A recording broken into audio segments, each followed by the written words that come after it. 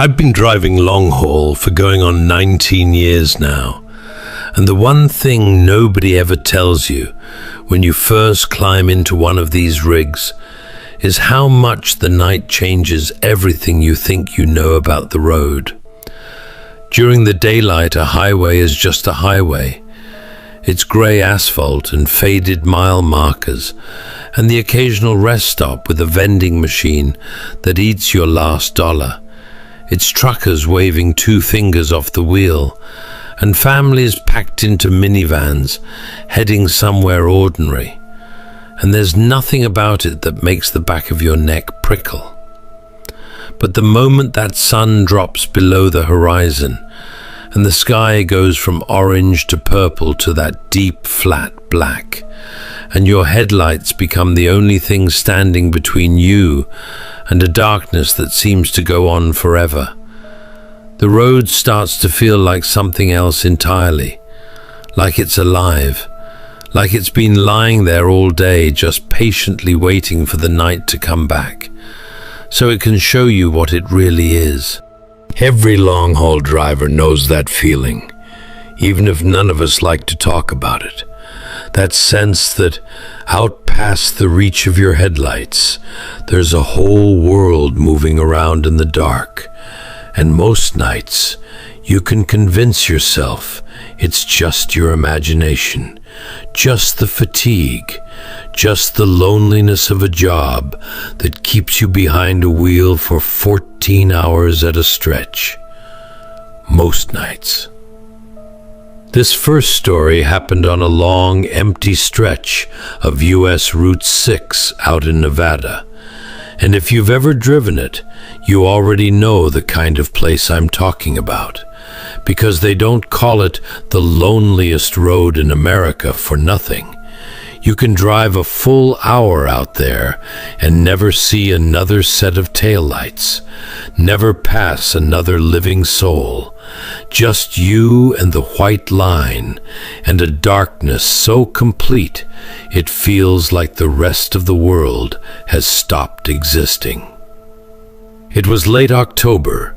The air had that first real bite of winter in it, and it was somewhere past 2 a.m, that dead hour when your body is screaming at you to pull over and sleep, but the schedule says, keep moving, so you keep moving. I was hauling a trailer full of canned goods eastbound, and I was fighting that heavy-eyed feeling that every driver knows too well, the one where you blink and your eyes want to stay closed just a half-second longer than they should, where you catch yourself drifting toward the center line and jerk back awake with your heart pounding. I had the window cracked maybe 2 inches just to feel the cold desert air on my face, because cold air is one of the few things that'll keep you sharp when you're that tired. And I had the radio on low, some AM station fading in and out the way they do out there. And I was doing everything I knew how to do to stay awake. And that's when I saw her. She was standing right at the edge of the shoulder, maybe a quarter-mile up the road, in the very farthest reach of my headlights. A woman in a pale blue dress with her arms wrapped tight around herself like she was freezing half to death. And out there, in the absolute middle of nowhere, that sight made no sense at all. My first reaction wasn't even fear. It was plain confusion, because there were no cars anywhere, no broken down vehicle on the shoulder, no headlights coming the other way, no lights from a house or a farm or a gas station, nothing for miles in any direction. Just this woman, standing alone in the freezing dark, like she had dropped straight out of the sky. I let off the gas and I slowed down the way you do when something in front of you just doesn't add up. And as I got closer, my headlights washed over her and lit her up clear as day. And I want to tell you exactly what I saw because I've gone over it 1,000 times since. She wasn't waving me down. She wasn't trying to flag me for help. She wasn't even looking at the truck. She was looking past me, down the road behind my trailer, staring into the dark like she was watching for something coming up the highway. And her face had this expression on it that I can only describe as waiting. This patient, sad, endless kind of waiting. I checked my mirrors out of pure instinct because the way she was staring made me certain there had to be something back there. But my mirrors showed me nothing, just the empty black road and my own taillights glowing red and fading off into the distance. And when I looked forward again, she was gone. Not walked off into the brush, not stepped down off the shoulder, not turned and started walking the other way, just gone, completely and instantly gone, like she had never been standing there in the first place.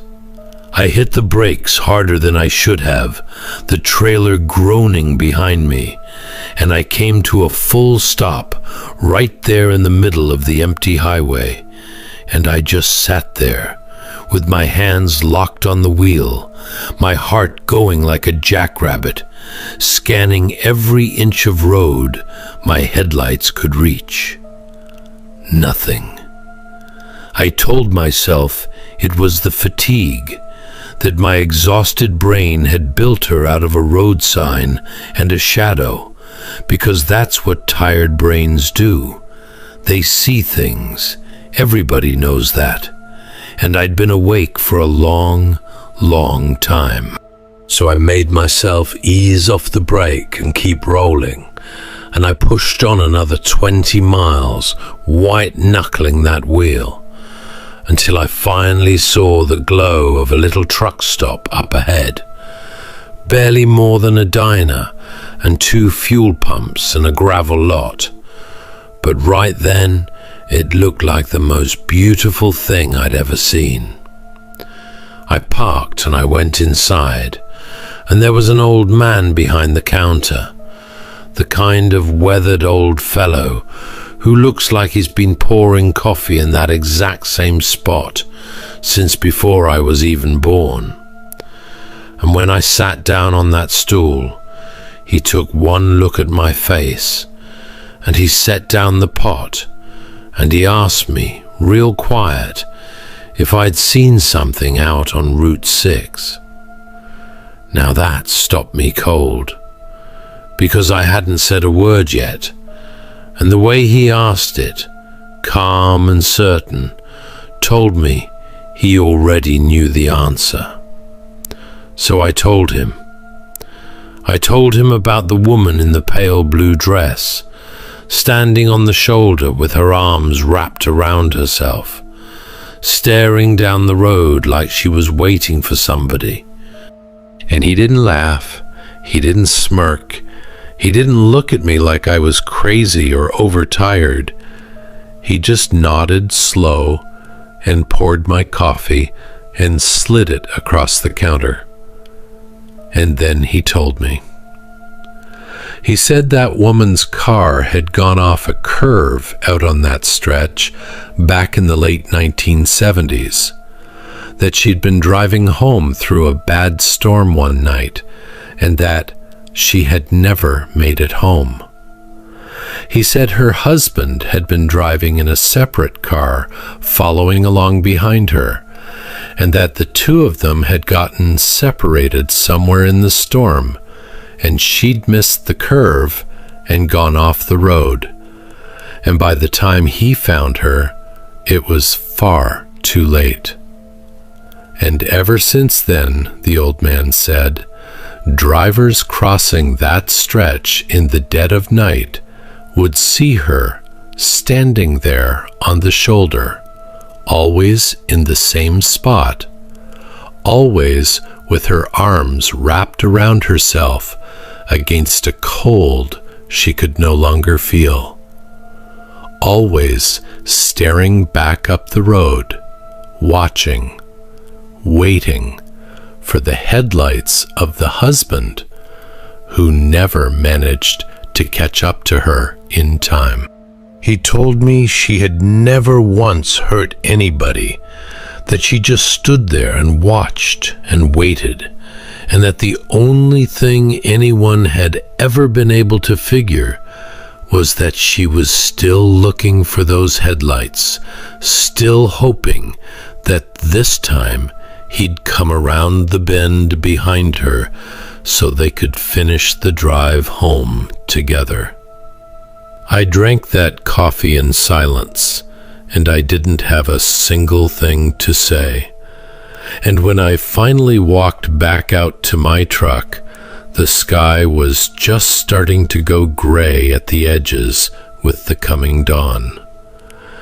I've driven a lot of roads in the years since that night, hauled freight in just about every state there is, but I have never once driven US Route 6 in the dark again, and I never intend to, because some things you see out there you can talk yourself out of, and some things you just can't. And that woman waiting in the cold was one I never could. The second story didn't happen to me. It happened to a buddy of mine named Dale. And the reason it's stuck with me all these years is that Dale is about the last man on earth you'd ever expect to come to you with a ghost story. He's a big, quiet fellow, the kind of guy who's about as down to earth as a fence post, who doesn't drink much, doesn't exaggerate, doesn't go in for any of that supernatural nonsense. And in 20 years of knowing him, I've never once caught him stretching the truth, which is exactly why what he told me has always sat heavy with me.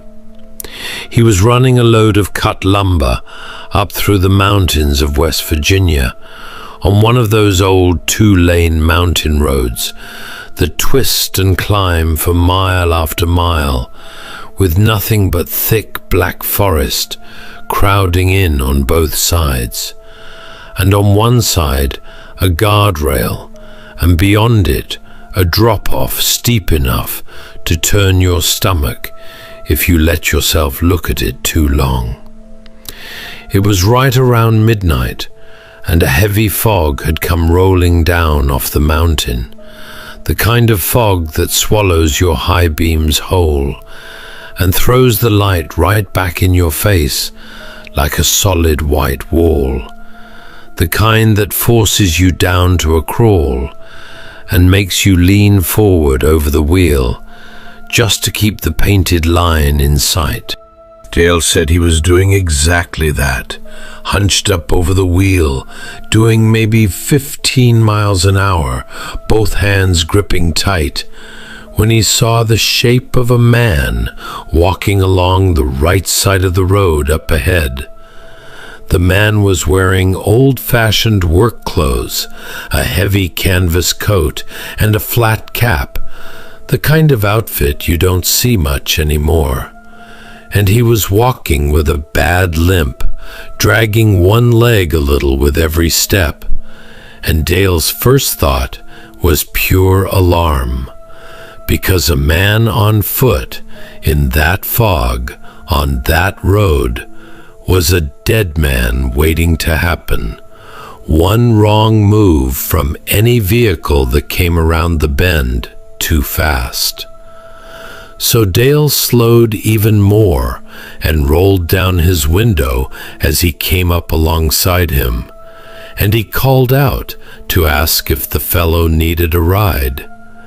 And the man stopped and turned and looked up at him, and Dale said his face was pale, just paper white, with deep, tired hollows under the eyes. And the man asked him, in this flat, worn-out voice, if Dale could carry him down to the bottom of the mountain. Now, Dale has the same rules I do about picking up strangers, but the fog was so thick, and that drop-off was so close, and the man was clearly struggling on that bad leg, and Dale just couldn't bring himself to leave a soul out there in those conditions. So against everything he normally believed, he told the man to climb on in. The man pulled himself up into the cab, slow and careful, favoring that bad leg the whole way. And once he settled into the passenger seat, Dale caught the smell of him, and he said it was sawdust and cold, wet earth. A damp mineral smell, like the inside of a cellar. And Dale figured the man must have been working out in the woods and gotten caught out in the weather. They started rolling down the mountain together, and the man didn't say much at first. He just sat there staring out into the fog with his rough hands resting flat on his knees. And Dale tried to make a little conversation the way you do, asked him where he was headed, and what in the world he was doing way up on that mountain, on foot, in the middle of the night. And the man answered slow and quiet, that he'd worked the old mill up the mountain years back, that there had been an accident, a load of logs that came loose and broke free, and that he'd been trying to get down off this mountain ever since. Dale figured the man was confused, maybe had taken a knock to the head or had a few drinks in him, so he just nodded along and kept his eyes on that white line and kept them rolling downward through the fog. And when they finally reached the bottom, where the road leveled out and the fog began to thin and break apart, the man spoke up and asked Dale to pull over and stop. And Dale eased the rig over to the shoulder and brought it to a halt. He turned in his seat to say goodbye to the fellow, and the passenger seat was empty. The door had never opened. Dale will swear that on anything you put in front of him. He never heard the latch click, never felt the rush of cold air that comes when a door opens on a rig. The man was simply gone, vanished out of a seat in a moving truck. And on that seat, right where the man had been sitting, there was a fine scattering of sawdust, sitting there in the rough outline of where a body had been. Sawdust that hadn't been there when Dale climbed in at the start of his shift. Dale called me that very same night, and his voice was not the voice of a man pulling a prank. It was shaking, low and unsteady, and he told me the whole thing right then, while it was still fresh and raw. And later, when he got himself home, he couldn't let it go. So he did some digging into the history of that mountain, and he found out that there really had been a sawmill up there decades back, long since shut down and rotted away, and that there really had been a man killed there in a logging accident, crushed when a load of logs broke loose, and that this man had walked with a permanent limp his whole life from an old injury. Dale never told that story at a party, never trotted it out to get a reaction at a truck stop. He only ever told me. And to this day, if his name comes up around that road or anybody mentions that mountain, he just goes quiet and finds a reason to change the subject. And that silence tells me more than any words ever could. This third story is mine again, and honestly, it's the one that bothers me more than any of the others, because in all the rest, there's at least something you can point at. A ghost, a woman in a dress, a man with a limp, something with a shape and a history you can wrap your head around. But in this one, there's nothing like that at all. There's just a thing that happened that should not have been able to happen, and I've never once managed to explain it away. I was running freight through the wide, flat, empty country of West Texas on one of those long two-lane highways that go straight as a ruler from horizon to horizon. And I need you to really understand just how empty that part of the world gets once you leave the towns behind. Because there's nothing out there, nothing at all, just dark fields and barbed wire fences and the occasional dead tree, and a sky so absolutely packed with stars that the first time you see it, you can hardly believe it's real. I'd been driving that same route for years, and I knew it the way you know your own hands, knew every gas station and every turnoff and every rest area along the whole stretch. And that night, I was counting the miles down to one rest area in particular, because I was just about cooked. Eyes burning, shoulders aching, that bone-deep tired where you know you've got no business being behind a wheel anymore. And I needed to pull over and shut my eyes for a few hours before I did something stupid. So I'm watching the mile markers tick by, counting them down, and the rest area's coming up right where I knew it would be. And sure enough, my GPS chimed and told me it was a mile ahead on the right. And then I saw the sign, that familiar blue rest area sign with the little white picnic table symbol on it, lit up in my headlights, and I felt that wave of relief you feel when you know sleep is finally close. I put on my blinker, even though there wasn't another vehicle within 50 miles to see it, just out of 19 years of habit, and I eased off the highway into the lot. It was an older rest area, the kind they built decades ago, a long, low brick building with the restrooms in the middle and a couple of vending machines glowing under an overhang, and some weathered concrete picnic tables sitting under a metal awning off to the side.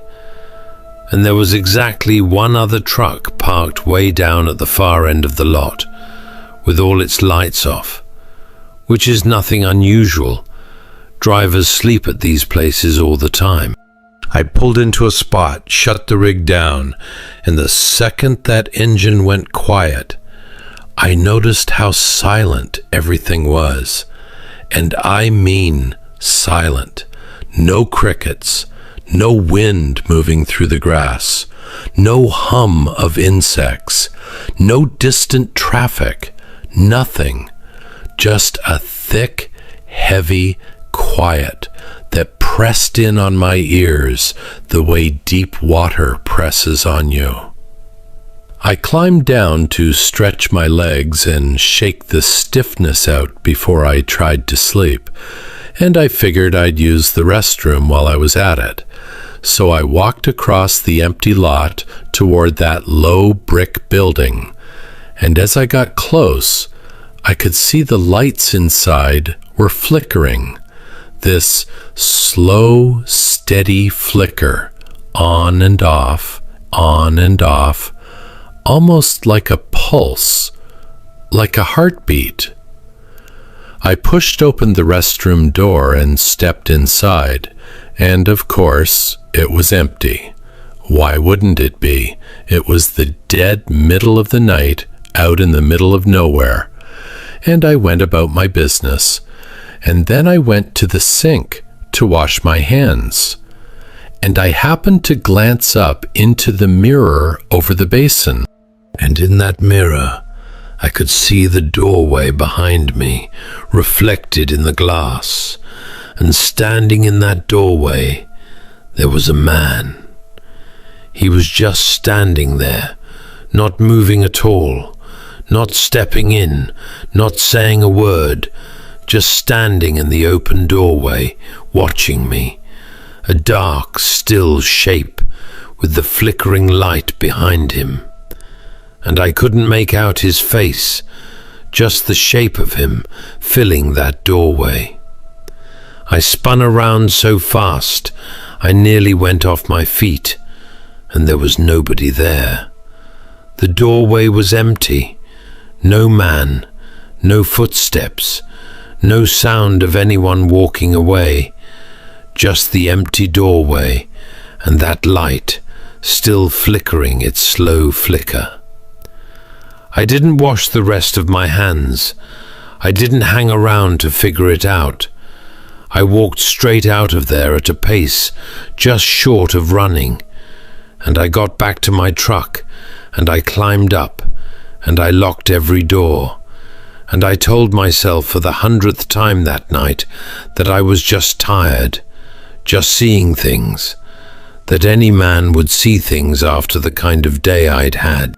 And I figured I'd sleep right there anyway, because where else was I going to go? And somehow I did.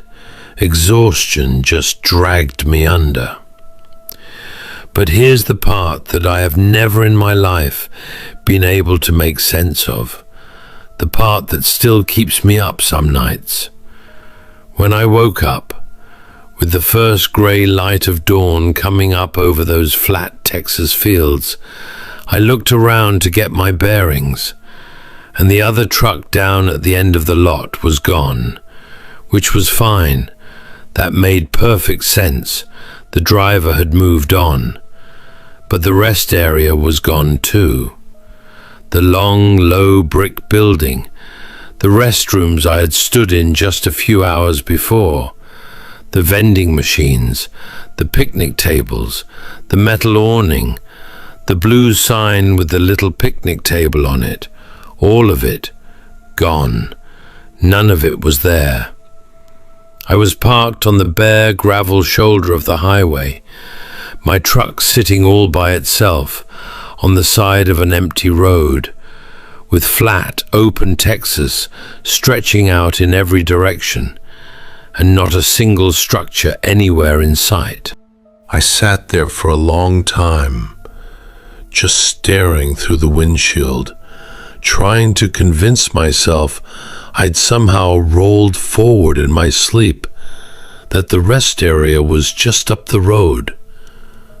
But I knew I hadn't moved. The rig hadn't moved an inch. And the following week I drove that exact same highway in broad daylight, paying very close attention to every mile of it. And I'll tell you what I found. I found that there is no rest area on that stretch of road. There never has been one. The nearest one is a good 40 miles further down the line. I have never come up with a single explanation for that night that holds together. And a long time ago, I stopped trying.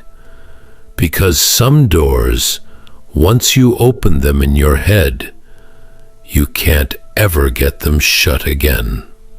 The fourth story comes from a driver named Carla, and let me say right up front that there are plenty of women out here turning these big wheels too, and Carla has been doing it longer and better than most of the men I know.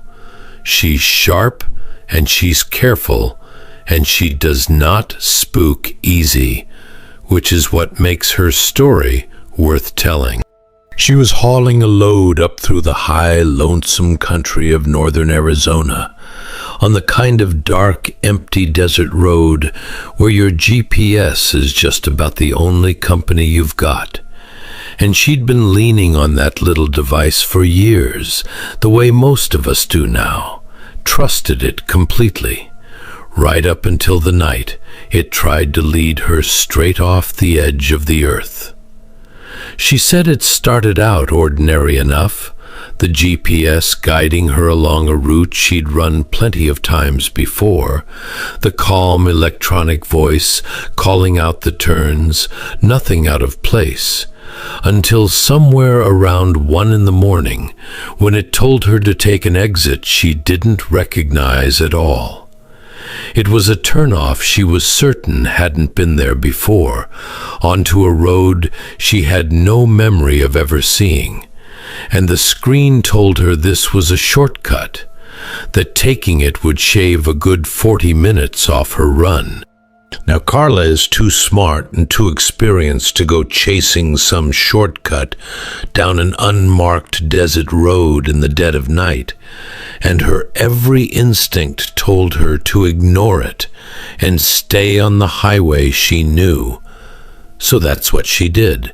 She drove right on past that exit. But the GPS would not let it go. It started recalculating over and over, insisting, telling her to make a U-turn, telling her to go back, redrawing the route again and again to send her down that same turnoff. And the strange thing, the thing that finally wore her down, was that on the screen it looked completely real. A real road, a real shortcut, properly drawn and labeled, like it had every right to be there. And so, against her own better judgment, against that voice in the back of her head that was telling her no, she turned around and she took the exit, figuring she'd give it a mile or two and turn back if it felt wrong. The road started out paved, smooth blacktop, but within a couple of miles the pavement gave out and turned to gravel, and the gravel crunching under her tires. And then a mile or so after that, the gravel gave way to packed dirt, and all the while the GPS kept calmly telling her to keep going, keep going, keep going.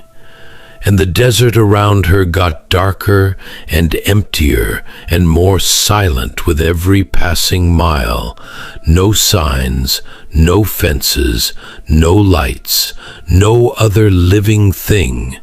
Just her headlights bouncing off the scrub brush and the dust kicking up red behind her. And Carla said that's when the feeling started. This cold, crawling feeling climbing right up the back of her neck.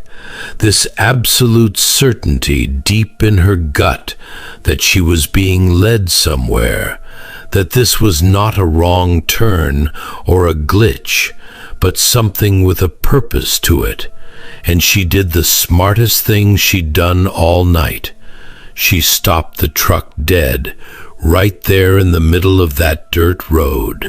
She put it in park, and she sat there in the silence, and she looked down at her GPS screen, and the little blue dot that was supposed to show where she was sitting, all alone in the middle of a blank gray void.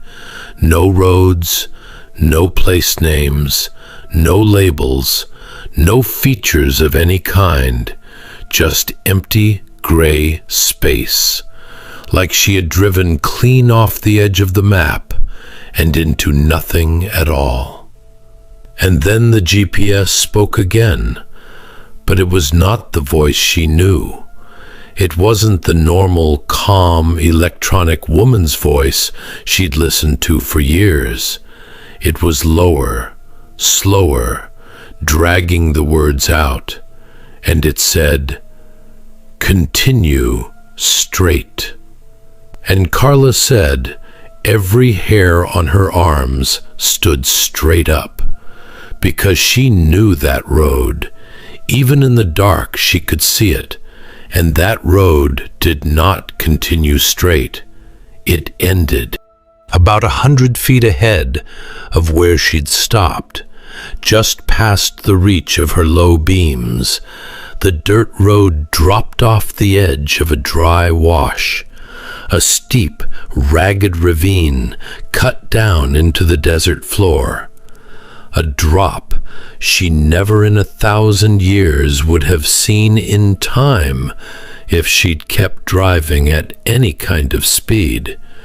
She'd have gone straight over the edge in the dark before she even knew it was there. She shut that GPS off right then, killed it completely, yanked the power, and she sat there in the pitch dark and the dead silence, with her heart slamming against her ribs, until she got herself together enough to move. And then, very slowly, very carefully, inch by inch on that narrow dirt, with the ravine waiting off to one side, she worked that big rig around until she was pointed back the way she'd come, and she crawled every foot of the way back out, not trusting any of it, watching the road herself the whole way. When she finally got back to the real highway, she pulled into the very first lit-up gas station she could find, and she parked right under the brightest light in the lot, and she sat there shaking until the sun came up. And when morning came, and she finally worked up the nerve to turn that GPS back on, it showed her exactly where she was, calm and correct, and working perfectly normal. And when she went looking for the route it had sent her on, that shortcut, that exit, that long dirt road into the desert, there was no record of any of it. None. It simply did not exist anywhere in the system. Carla doesn't use that GPS anymore. She threw it out and bought a new one. And now she keeps a stack of old paper maps in the cab, the real fold-out kind that nobody uses these days. And she says she doesn't care one bit how old-fashioned it makes her look, because in all the years she's been driving, a paper map has never once tried to talk her over the edge of a cliff in the middle of the night. The last story is one I've held on to for a long, long time, because it's the kind of thing you don't much want to say out loud. And it happened on an old, forgotten stretch of highway out in eastern Oregon, one of those roads that used to be the main route through that country before they built the interstate and rerouted all the traffic. So now it just lies out there abandoned, cracked and buckled and overgrown, with weeds pushing up through the asphalt, lined with the rotting corpses of the old motels and gas stations and diners that died the day the new road opened. I had a delivery to make to a little town that the interstate had passed right by. The kind of town that's just barely hanging on, and the only way in was that old road, so I had no choice but to take it. And I'll be honest with you, driving down that dead highway in the dark felt like driving backward through time, rolling slow past those dead businesses with their broken neon signs and their black empty windows and their sagging roofs, everything coated in decades of dust and silence. Not a light on anywhere, not a soul around, just my headlights crawling over the bones of a world that everybody had left behind. And about halfway down that stretch, I passed a house. It was a 2-story farmhouse set back a little ways from the road, white once, but gone gray with age. And it had its porch light on, a warm yellow porch light glowing in all that emptiness. And it was the only light I'd seen for miles in any direction. I remember thinking how strange it was that anybody would still be living way out there on a road that the whole world had forgotten. But I was tired, and I was focused on my delivery, so I didn't dwell on it. I just noted that warm little light, and I kept on driving, and I made my drop in that little town. Now, coming back a few hours later, still well before dawn, I found myself looking for that house, because something about it had lodged itself in my mind and wouldn't leave. That one warm porch light burning all alone out there in the dark. And I drove the whole length of that old road, slow, watching the right side, waiting for it to come up. And when I got to the spot where it should have been, the house was gone. Not dark, not shuttered, not abandoned for the night. Gone. There was just an open, empty field where it had stood. And set down in that field were the remains of a foundation, an old, crumbling concrete foundation with weeds and grass grown up all through it. And rising up out of that foundation were the charred black timbers of a house that had very clearly burned to the ground a long, long time ago. I brought the rig to a stop right there in the middle of that empty road, and I climbed down and I walked up toward it, slow, not really believing what I was seeing. And there was no porch, there was no light, there was nothing standing at all, just blackened beams and ash, and the skeleton of a house that had been dead for decades, cold and silent and grown over. I stood there in that cold pre-dawn air for a long time, staring at the spot where I knew, where I absolutely knew I had seen a warm porch light glowing just a few hours before. And I could not make the two things fit together in my head, no matter how I tried. Later on, back in that little town, I asked around about it, real casual, just working it into conversation. And an old woman who ran the feed store there set down what she was doing and looked at me for a moment before she answered. She told me there used to be a family that lived out on the old road in that farmhouse years and years ago, and that the house had burned one winter night, fast and terrible, with the family still inside it, and that none of them had made it out. And then she told me the part that I have never been able to shake. She said that the man of that house, the father, had always kept the porch light burning every single night, no matter how late, so his children would have a light to guide them home whenever they were out. That it was just a thing he did every night without fail, that warm light left on for his kids. And she said that sometimes, even now, drivers crossing that old road late at night still see it, that porch light glowing out there in the dark, where there's no house left to hold it. And she said it as plain and matter-of-fact as if she were telling me it might rain tomorrow.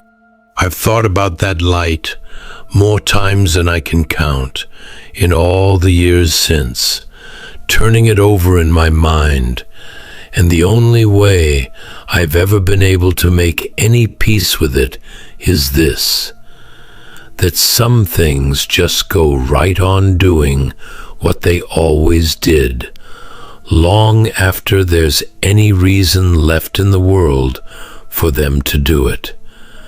And somewhere out there, on that dead Oregon road, on a night when the dark is thick and the world is quiet, there is a porch light still burning for children who are never, ever coming home. So I'll leave you with this, friend. The next time you're out there in the small hours of the morning, on some empty, forgotten stretch of road where the towns have all dried up and died, and the only thing moving in all that darkness is you, and you see a light up ahead, glowing, where you know in your bones there's no good reason for a light to be, you go on and do whatever you think is best. But as for me, I keep my eyes pointed straight down the road, and I keep both hands on the wheel, and I keep on rolling, and I do not slow down, and I do not stop, because I learned a long time ago that out here, some doors are better left unopened, and some lights are better left burning behind you in the dark. I saved this last one for the end on purpose, because out of everything I've ever run into out on the road, this is the one that I still hear in my head on quiet nights. And it's got nothing to do with a figure standing on a shoulder or a light where there shouldn't be one. It's about a voice. And there's something about a voice in the dark that gets under your skin in a way a shape never can.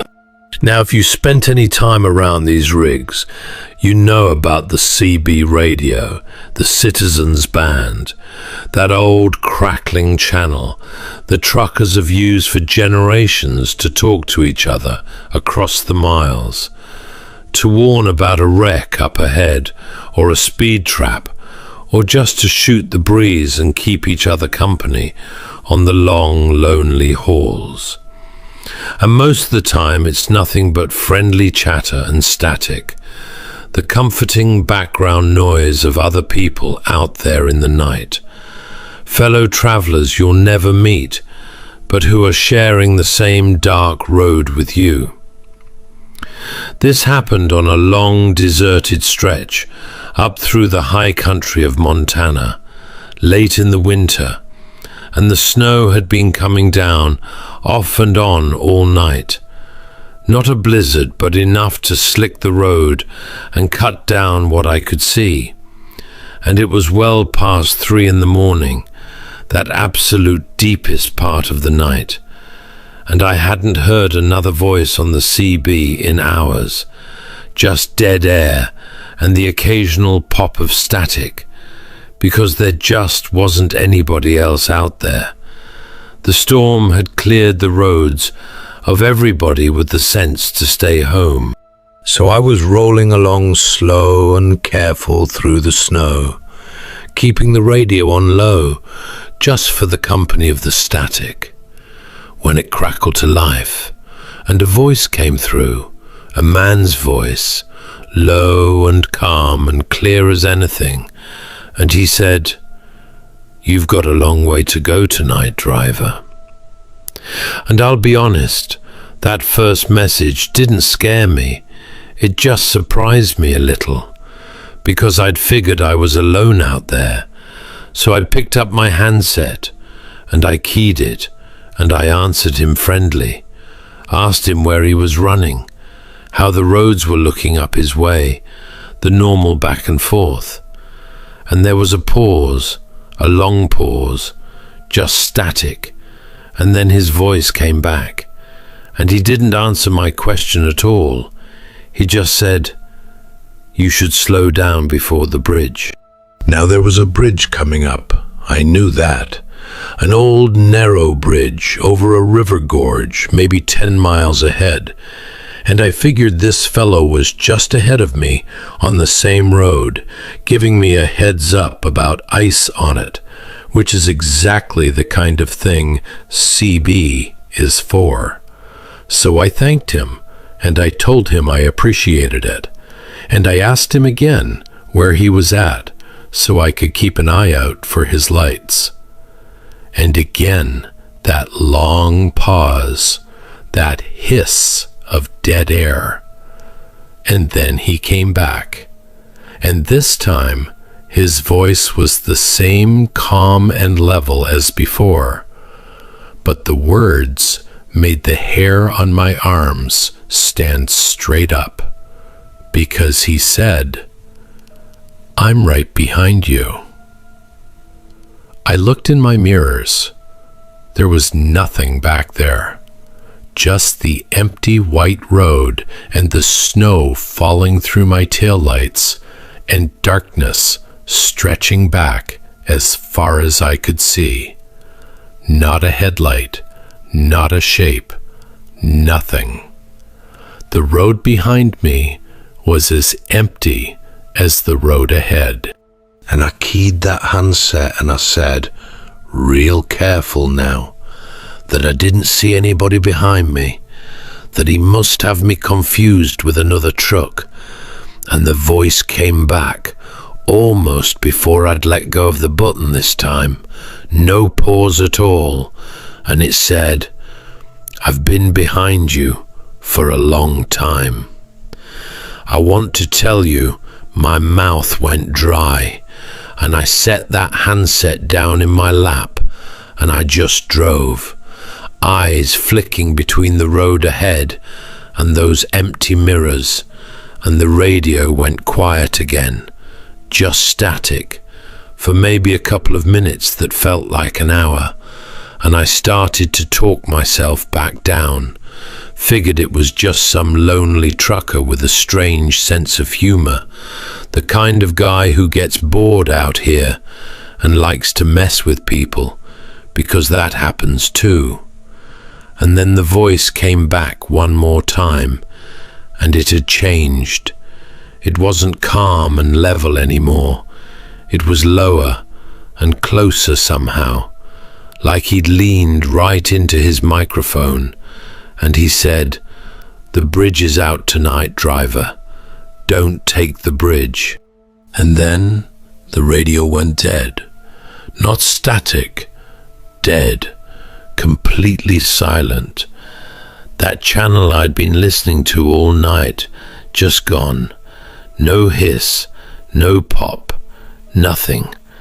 like somebody had reached over and shut the whole world off. Now I had a choice to make, and I want you to understand that everything I knew told me that bridge was fine. I'd crossed it a dozen times. There'd been no warnings, no closures, no road signs, and a voice on a CB from a man I couldn't see telling me a bridge is out is not the kind of thing you'd normally bet your life on.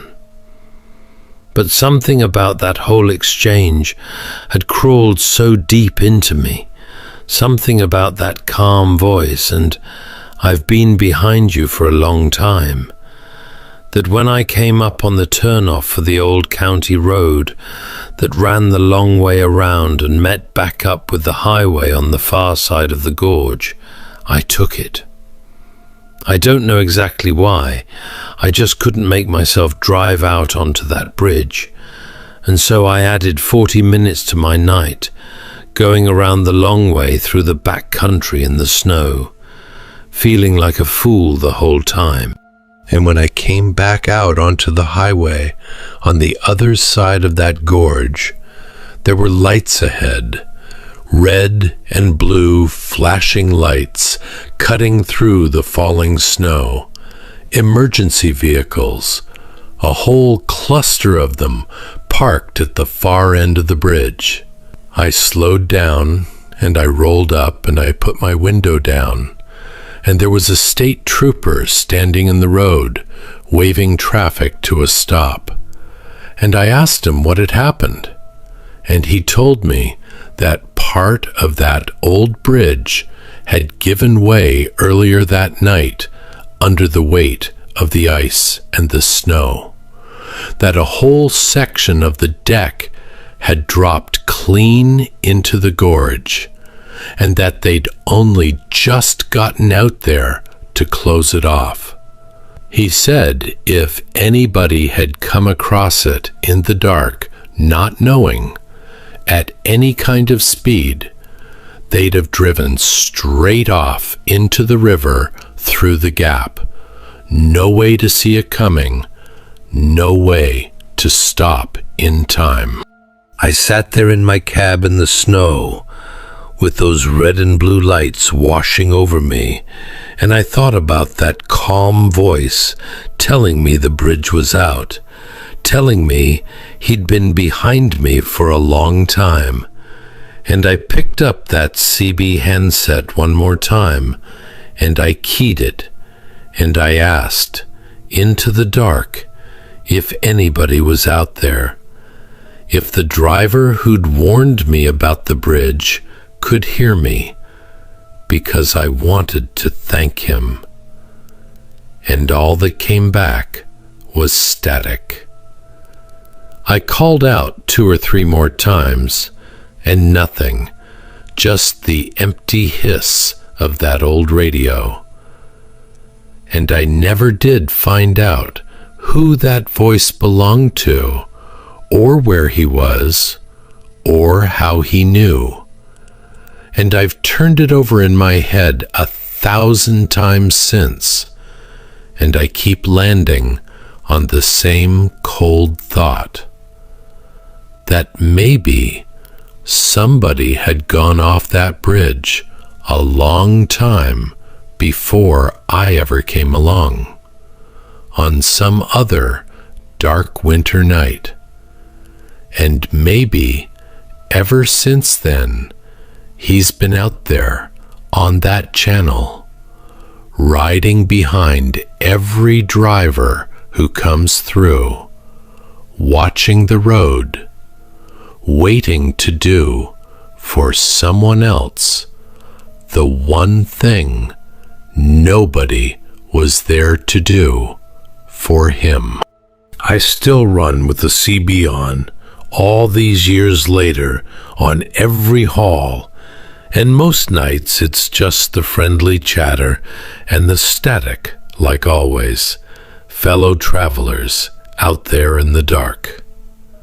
But every now and then, late, when the roads are empty and the night is deep, I catch myself glancing at it and listening a little closer and waiting just in case that calm, low voice ever comes through again, telling me to slow down, telling me he's right behind me, telling me which road not to take.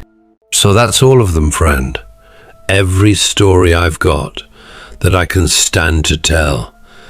And if you've ridden along with me this far into the dark, then I'm grateful for the company. Because the truth is, these roads are long and they're lonely.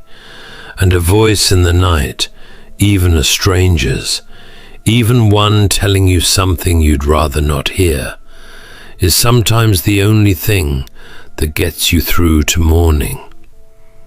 Drive safe out there.